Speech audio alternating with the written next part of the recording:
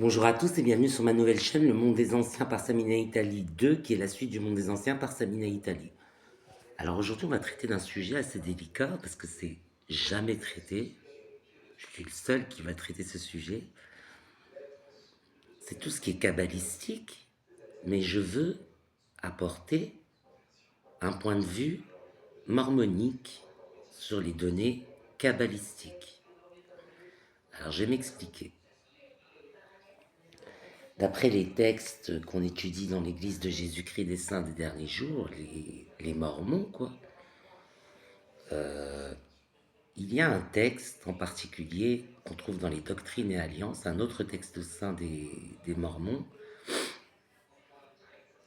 qui nous dit que qu'il ne faut pas demander la justice, des choses justes, à quelqu'un d'autre que Dieu.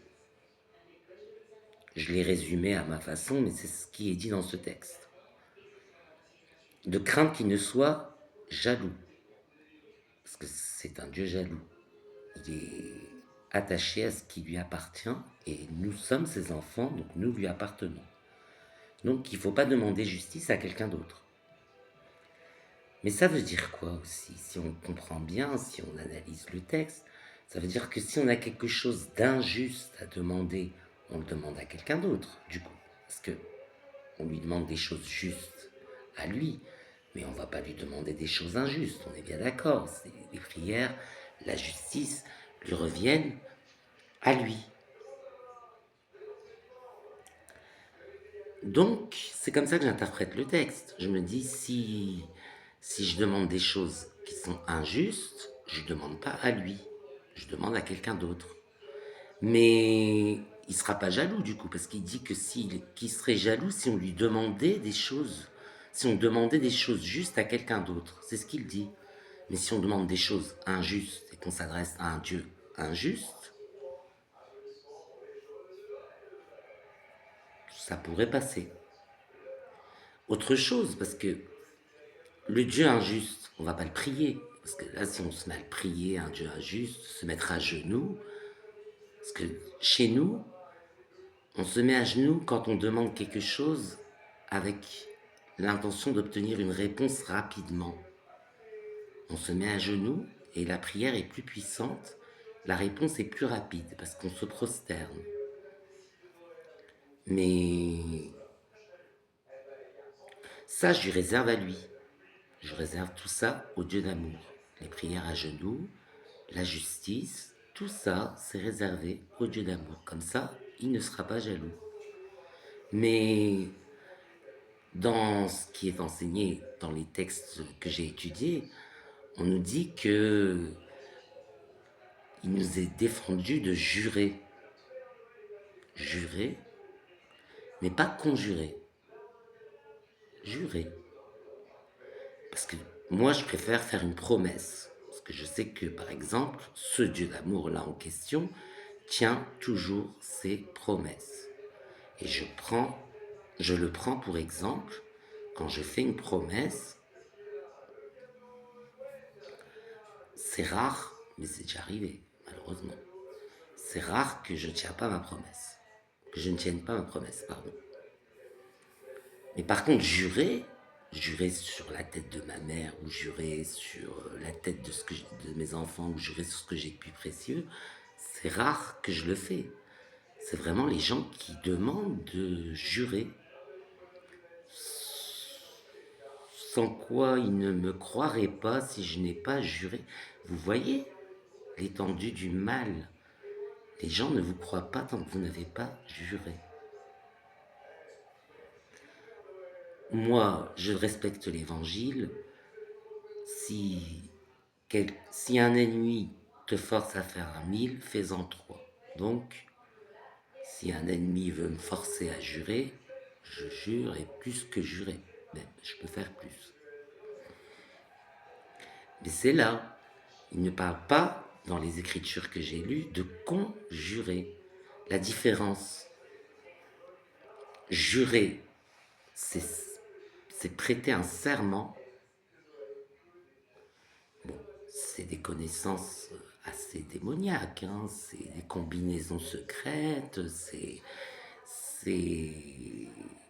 prêter serment sous peine de mort presque, hein, parce que c'est comme ça, c'est ça jurer, c'est un serment, un serment, un serment. Mais les serments, d'après les écritures que j'ai lues, sont démoniaques. Donc moi, je ne jure jamais, à moins qu'on me dise je ne te crois vraiment pas, tant que t'as pas juré et tout ça. Bon, voilà quoi. Mais,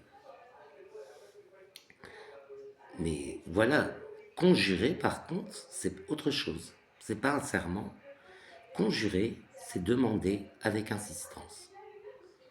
Donc, les connaissances enseignées par le roi Salomon nous permettent de demander avec insistance à une entité injuste, de toute façon, parce qu'elle est injuste, l'entité, demander avec insistance et utiliser des techniques qui nous a enseignées pour le contraindre d'obéir.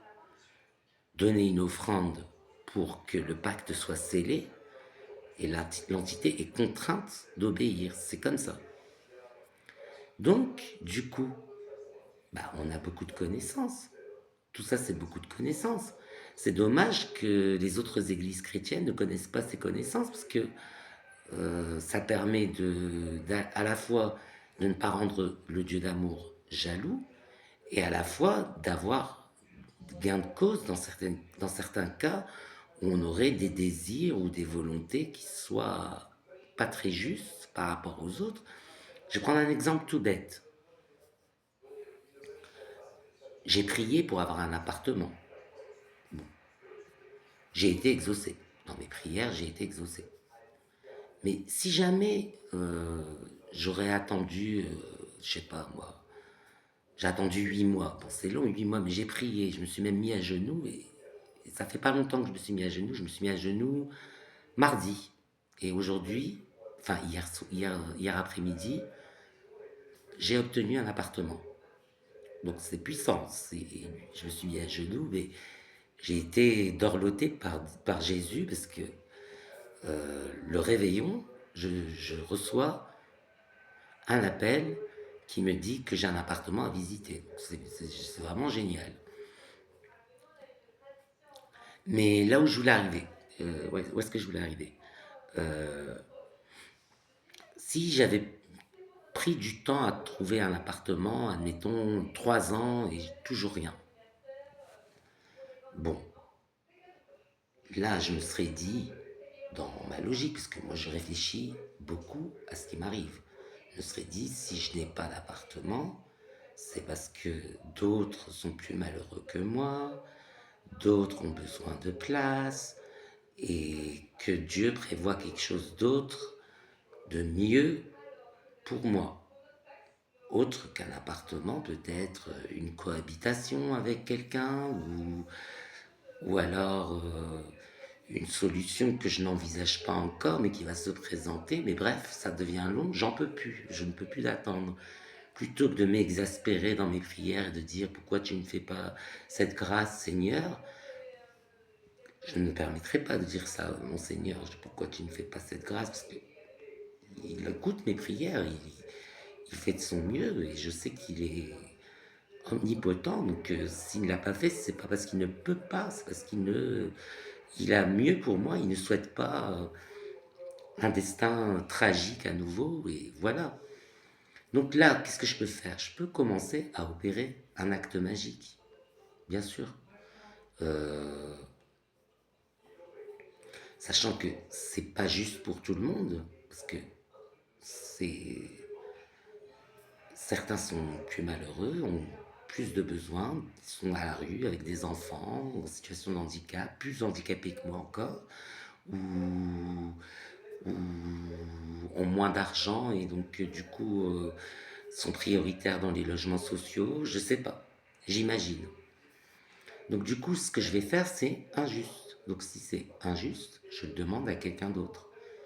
Pour pas qu'il soit jaloux, et plutôt que de jurer et de sermenter, de pactiser vraiment avec le malin, je vais juste le conjurer, lui demander avec insistance, en utilisant des procédés l'obligeant à obéir. Et là, je peux obtenir gain de cause. C'est des connaissances assez importantes. C'est pour ça que je voulais les partager avec vous aujourd'hui.